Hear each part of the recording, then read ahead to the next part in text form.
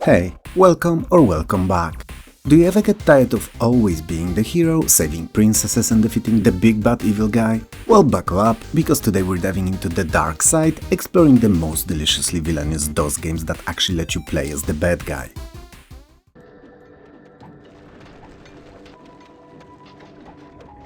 First up, on our roster of digital degeneracy, we've got Dungeon Keeper from 1997.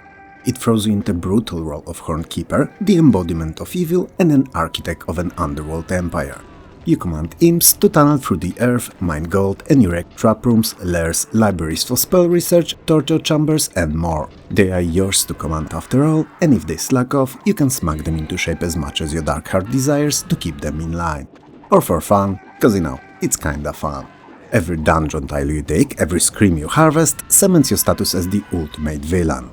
Dungeon Keeper is diabolical, addictive, and a perfect playground for anyone who thinks it's good to be bad.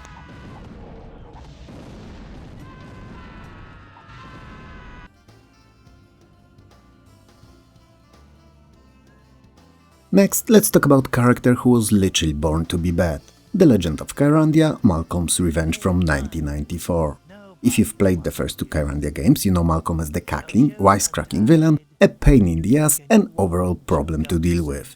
Well, in this game, you are Malcolm. Accused of regicide, because of course he was, Malcolm escapes and sets out to clear his name. Or more accurately, to cause as much chaos as humanly possible while trying to clear his name. He's sarcastic, he's manipulative, and he's constantly scheming. He lies, cheat, and generally annoy everyone in his path, because he's not trying to save the world, he's trying to save his own skin, and he doesn't care who he has to inconvenience, insult, throw under the bus, or accidentally set on fire to do it. He's Malcolm.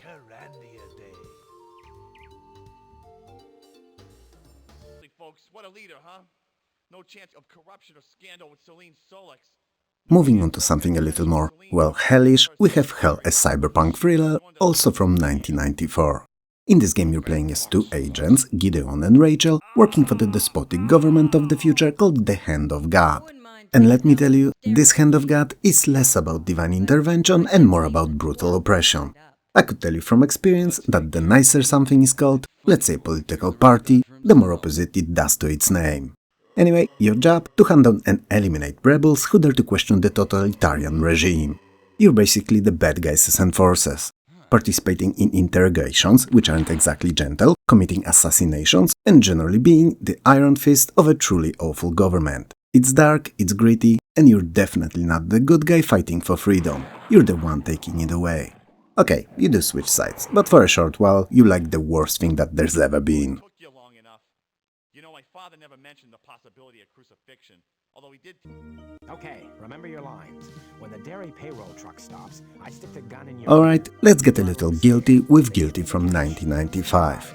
This point-and-click adventure is a wild sci-fi romp that lets you play as one of two characters. The notoriously smarmy intergalactic thief Jack T. Ladd, or the non-nonsense cop who finally caught him, Insane Andropath. The game begins with Insane holding the troublesome Jack to the slammer, but naturally he escapes and sabotages her ship, forcing them into a reluctant partnership. What makes Jack such a wonderfully wicked character is that he's pure scoundrel. He's not out to save the galaxy, he's in it for the selfish, self-serving reasons. While Insane is busy trying to stop an alien invasion, Jack is focused on stealing back his ship parts, using his charm, or lack thereof, and generally being a manipulative rogue. You get to see the story from both sides with completely different puzzles to solve, proving that even a hero's journey can be navigated by a delightfully evil character who is only out for himself. Go on then, cop. Do the right speech.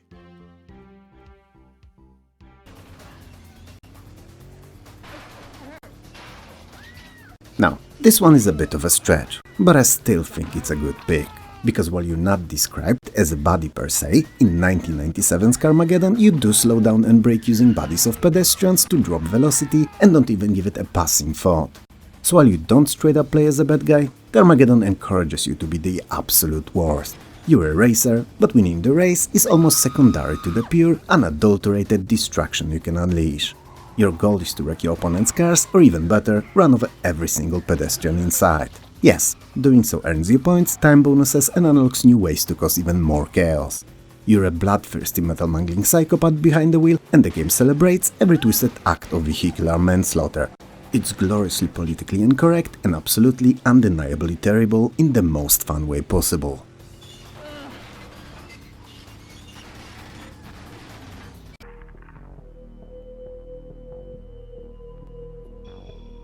Next up, we delve into the deeply disturbing world of Dreamweb from 1994. This one's a bit of a mind-bender. You play as Ryan, a bartender who becomes convinced that he's been chosen to save the world from a malevolent force called the Dreamweb. Now, in his mind, he's the hero, a chosen one on a divine mission. But what he does to achieve his goals is truly horrific. Ryan embarks on a murderous rampage, assassinating key figures he believes are connected to the Dreamweb. From our perspective, he's a deranged serial killer driven by delusions. We witness his brutal acts, and the moral ambiguity of it all is crushing.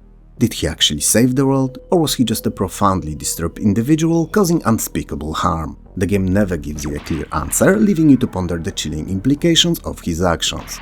He believes he's a hero, but every action he takes makes him a villain in the eyes of everyone else. It's a great game, and its story is told in such a unique way I feel everyone should experience it.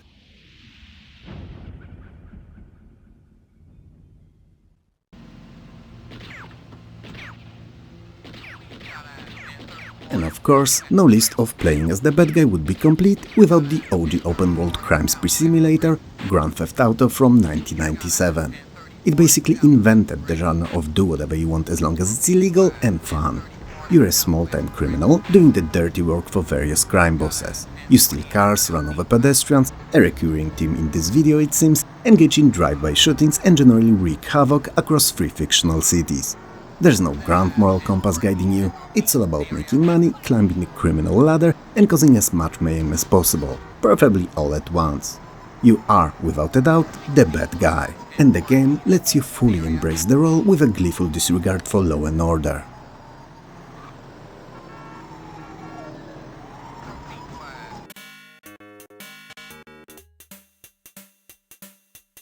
Finally, let's rewind to Crime Does Not Pay from 1991. This obscure gem puts you in the shoes of a mobster in 1930s Chicago. And guess what? The title is a lie same as the cake is. And crime does actually pay. Well, at least for a while. So you're running rackets, extorting businesses, dealing in illicit goods, and generally being a ruthless gangster. The game doesn't try to sugarcoat it, it doesn't paint you as a misguided soul or someone seeking their place in life. You're a criminal, pure and simple.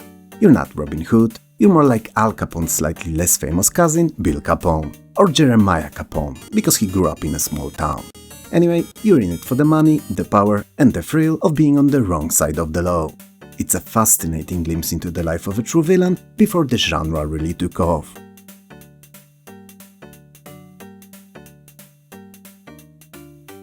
So there you have it, folks, a deep dive into some of the most evil DOS games that lets you unleash your inner villain. From building dungeons to running over innocent bystanders, this game proves, as long as it's in virtual worlds, it's more fun to be bad. If you enjoyed this trip to the dark side, make sure to smash that like button, subscribe for more awesome content and hit that notification bell so you don't miss out on the next video. Let me know in the comments which of these games made you feel the most villainous, or if there are any other Play as the Bad Guy games you think that I've missed. Thanks a lot for watching, take care of yourself and I'll talk to you soon.